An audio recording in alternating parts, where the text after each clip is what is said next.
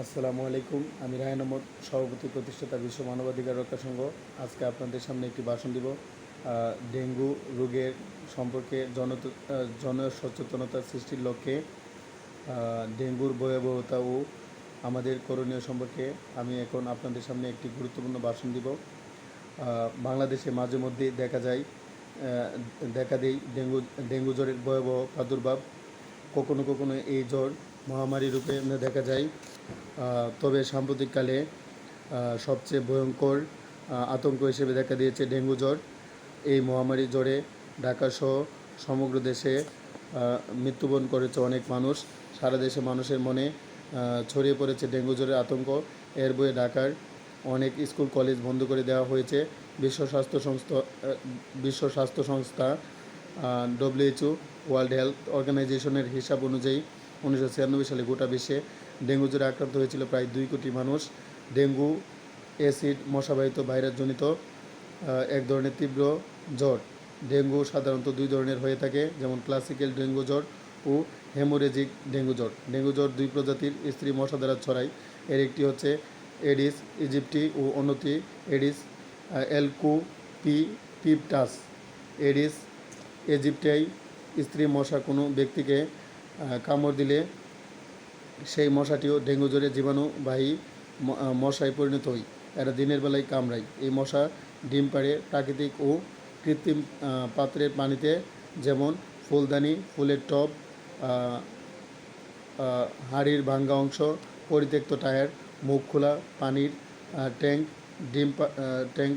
ট্যাঙ্কে ডিম পাড়ে প্রাকৃতিক ও কৃত্রিম পাত্রের পানিতে, যেমন জলকাদা, ডাবের খোসা ইত্যাদি। সাধারণত ডেঙ্গু জ্বরে আক্রান্ত হলে মাংসপেশি ও হাড়ে প্রচণ্ড ব্যথা হয়। দেহের তাপমাত্রা 160 ডিগ্রি থেকে 105 ডিগ্রিতে উঠে যায়। মাথা ও চোখের মাংসপেশি ব্যথা, বমি বমি ভাব, বিষণ্ণতার ছাপ এবং দেহে এক ধরনের ফুসকুড়ি ওঠে। কখনো কখনো মাংসপেশির খিঁচুনিতে রোগী অজ্ঞান হয়ে পড়ে। শিশু কিশোরীরা এ জ্বরে আক্রান্ত হয় বেশি। ভয়াবহ ডেঙ্গু জ্বরের কোনো চিকিৎসা নেই প্যাটেন্টকৃত কোনো ওষুধ বা মেডিসিন। উপসর্গ দেখে চিকিৎসা করতে হয়। রোগীকে পুরোপুরি বিশ্রামে রেখে চিকিৎসার ব্যবস্থা গ্রহণ করতে হয়। মারাত্মক উপসর্গ দেখা দিলে রোগীকে হাসপাতালে ভর্তি করতে হয়। জ্বর কমানোর জন্য প্যারাসিটামল জাতীয় ওষুধ ব্যবহার করা হয়, তবে অ্যাসপিরিন বা এ জাতীয় ওষুধ ব্যবহার করা উচিত নয়। রোগীকে সার্বক্ষণিক পর্যবেক্ষণের মাধ্যমে প্যাথোলজিক্যাল পরীক্ষার ফলাফলের উপর নির্ভর করে চিকিৎসা করতে হবে। মারাত্মক আক্রান্ত রোগীর ক্ষেত্রে পানি স্বল্পতা এবং রক্তক্ষরণের চিকিৎসার জন্য আইভি স্যালাইন বা রক্ত সঞ্চালনের প্রয়োজন হতে পারে। তবে এডিস মশা যেহেতু ডেঙ্গু জ্বরের বাহক, তাই বাহক মশা দমন করাই ডেঙ্গু জ্বরের প্রতিরোধের প্রধান উপায়। এক্ষেত্রে আমাদের করণীয় হলো বাঁশঘের, ফুলের টব, পরিত্যক্ত টায়ার, ডাবের খোসা ইত্যাদিতে জমে থাকা পানি পরিষ্কার পরিচ্ছন্ন রাখা। দিনের বেলায় মশারি ব্যবহার করা, অর্থাৎ রোগ ছড়ানোর আগেই এডিস মশা নির্মূল করে ডেঙ্গু জ্বর প্রতিরোধের ব্যবস্থা গ্রহণ করা। স্কুল কলেজের ছাত্র শিক্ষক এবং অভিভাবক সহ বাংলাদেশের আপামর জনগণ এবং বিশ্বের সকল জনগণ সচেতন হলেই ভয়াবহ ডেঙ্গু জ্বর প্রতিরোধ করা সম্ভব।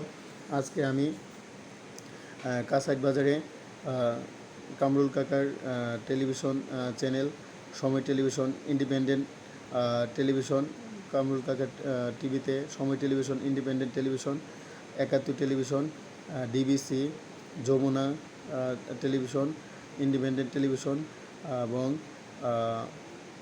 বাংলা ভিশন এনটিভিতে দেখেছি যে বাংলাদেশে ডেঙ্গু আক্রান্ত হয়ে 5 জন আজকে মারা গিয়েছে এবং 927 জন ঢাকাসহ বাংলাদেশের বিভিন্ন জায়গায় ডেঙ্গু আক্রান্ত হয়ে হসপিটালে ভর্তি হয়েছে। সুতরাং ডেঙ্গু এর ভয়াবহতা হতে আমাদেরকে রক্ষা করার জন্য আমাদের বাংলাদেশ এবং আমাদের বিশ্বকে ঐক্যবদ্ধভাবে কাজ করতে